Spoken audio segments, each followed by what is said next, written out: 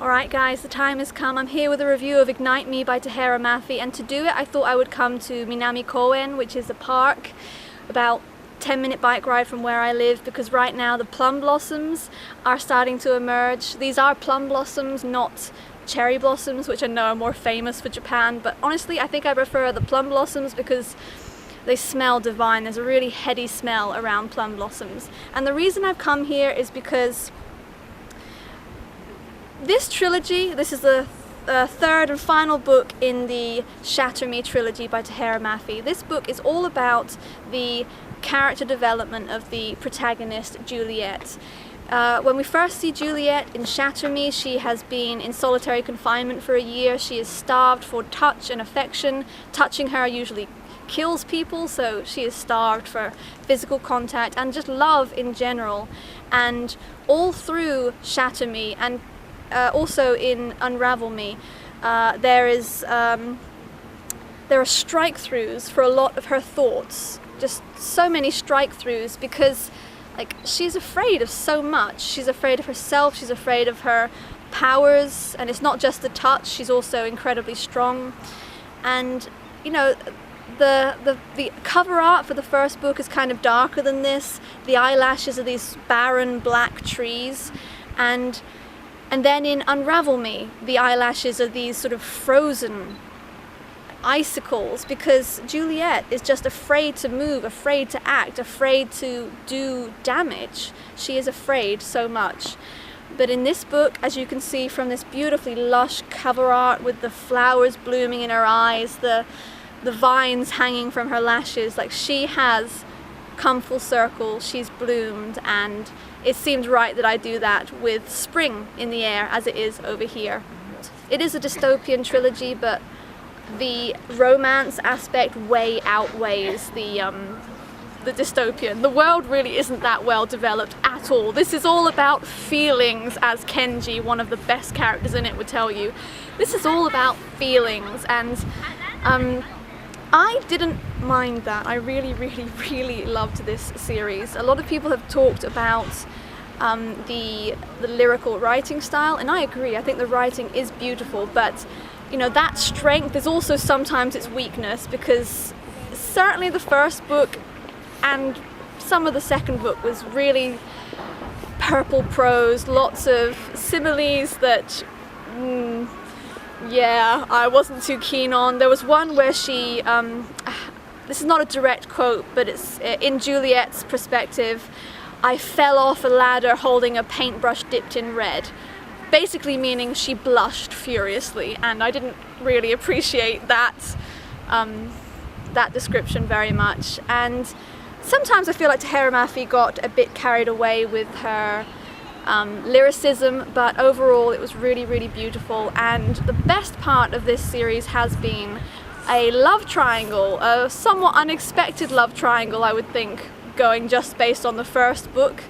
The love triangle is between Adam, the first initial love interest, and eventually Warner, who is the one of the leaders of the re-establishment. I think he leads Sector 5, and he is the one bent on using Juliet to subdue the masses, and we don't want that.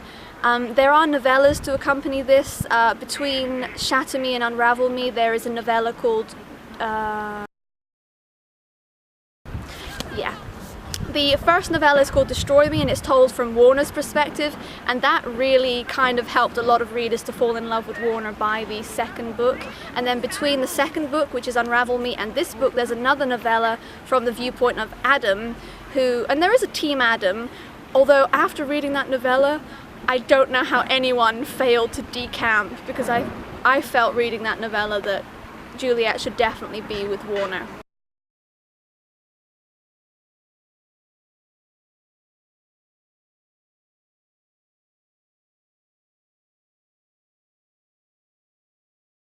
I think Warner is probably the best male protagonist I've read for a very long time. He's so complex, I think he's quite noble, even though his actions, I mean, he does explain a lot of his actions, but there's no explaining away some of them. He did want to kill Adam, he did want to kill Kenji, and you know, he's capable of some dark things, I think, but in this he was definitely redeemed. And seeing him with Juliet, he ends up with Juliet. Oh my god, I'm so happy. I'm so happy. I did not think that was going to happen, because in love triangles I feel like the woman always ends up with the first love. The second one is there just to complicate things and delay the happy ending. That doesn't happen. So at the beginning of this book, Warner has just saved Juliet's life after his father Anderson shot her in the chest, and she would have died because the healers could not touch her because they would have died. But Warner can touch her, and Warner can also channel other people's energies and borrow other people's powers. So basically the healers touched him and he directed their healing touch to Juliet and he saved her. By that point, like, she'd already pretty much chosen Adam, so he did a really noble thing, I think, saving her, considering that he was still supposed to be the bad guy at that point. He saved her. The sun is playing havoc, so I'm sorry if the lighting's really weird right now. He saved her, but Omega Point was completely leveled. At the beginning of this book, Juliet insists that he take her to see the ruins of Omega Point, and when he does that, she finds Kenji there. Kenji goes back there to mourn. God, I love Kenji. And Kenji then takes her back to Adam's place. Warner goes invisible, borrowing Kenji's power, and he says that he'll pick Juliet up in an hour. And that's one of my favourite scenes, when Warner basically just turns up in Adam's house where everyone hates him, and he's like, "You ready to go then?" Just like a casual pickup.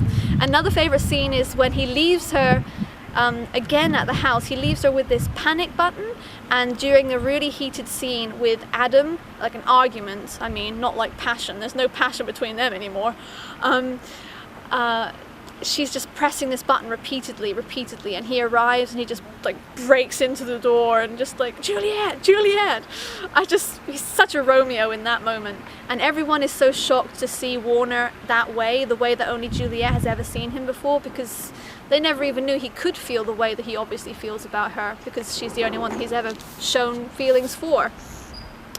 All the best lines in this book go to Warner. I'm not going to tell you them though, because you should just discover them for yourself. There's a scene after they've really kind of got together that he just says to her, "Thank you for being my friend. Thank you for being my friend." And God, I love Warner. I'm so sad that I can't read about Warner anymore. Tahereh Mafi she just unmakes Adam. Like, Adam is reduced to really not a very good character at all, which is kind of unfair, especially if you're Team Adam, I think. So sorry to you if you are, but I was Team Warner and I got everything I wanted. When I was reading this, I was tucked up in bed, all cozy and warm, and I only paused to squeal. Like, this is one of those books that made me just go, "Ooh!" like that, just squeal. I read a lot of good books, and there are books that make me happy that they've been written, because it makes me happy that there are people clever enough to have these new ideas in this kind of overfished pond of ideas. I felt that way when I read Cinder by Marissa Meyer. That whole Lunar Chronicles I think is very clever, and it makes me happy that there's still something out there that can surprise me and that is still unpredictable. This made me happy in a different way, because in many ways it is very predictable and even a little bit trashy in some ways, but it made me so happy. Honestly, there's so much wish fulfillment in this. The fans could have written it themselves. Everything we want is in here, and there's no strike-throughs. Like, Juliet has developed so far that she doesn't doubt herself, she doesn't fear herself. It says here, "Fear will learn to fear me," not the other way around. Juliet has bloomed, she's become a really strong character, the character I always knew she could be, and the character that Warner always told her she was. She's talking to Kenji at one point about why she feels the way she does about Warner, and she says to him, "When I do something amazing, he's not surprised. He just expects it from me. It's not, 'Oh wow, Juliet, you broke through a steel door,' or 'You can do it, Juliet, you can break through a steel door.' He's just like, 'Well, yeah, that's you, that's what you do.' And I think that's so true. He knows her and he accepts her, and he's opened his heart to her so many times that I'm glad that she finally accepts. And she doesn't really accept until she realizes that she can touch people. She realizes she can sort of turn off that skin thing that's killing people for touching her, and she can be with anyone. And only when she realizes that she doesn't have to be with anyone by default does she choose to be with Warner. She just goes straight to him, and she's with him, and it's beautiful. Having said all that, like, I do want to emphasize that this is not a perfect book. I feel like the euphoria around this book and everyone's just sort of satisfaction and gratitude for this ending is making it, it's kind of drowning out some of the negatives maybe. And like I said, that writing the lyrical writing can be a bit silly sometimes, and the ending is extremely rushed. There are things that are not resolved. There are characters that we never get to say goodbye to. It's just like, oh, we're finishing the book now, goodbye. And yeah, the ending was really, really rushed. It kind of reminded me of the last book in the Twilight saga, because there's all this time building up to this huge battle that never really happens. Although it happens a little bit, but I feel like she was capable of more. We didn't have to just have feelings, and in the end I think that's pretty much all we had. I'd be really, really interested to know how much of Tahereh Mafi's original ideas, her original plot direction actually made it into this final book, because I get the feeling that the sort of outpouring of affection for this anti-hero from the fans may have dictated a lot of how it ended up. I mean, she actually does dedicate this one to us readers. It says, "For my readers, for your love and support, this one's for you." It's like she gathered up all our wishes and she gave them to us.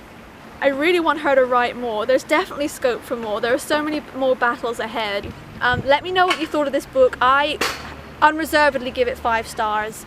It's beautiful, and I really hope there's more. Tahereh Mafi, please write more, but thank you for writing this one. I really enjoyed it. Thank you very much for watching this video. Bye bye.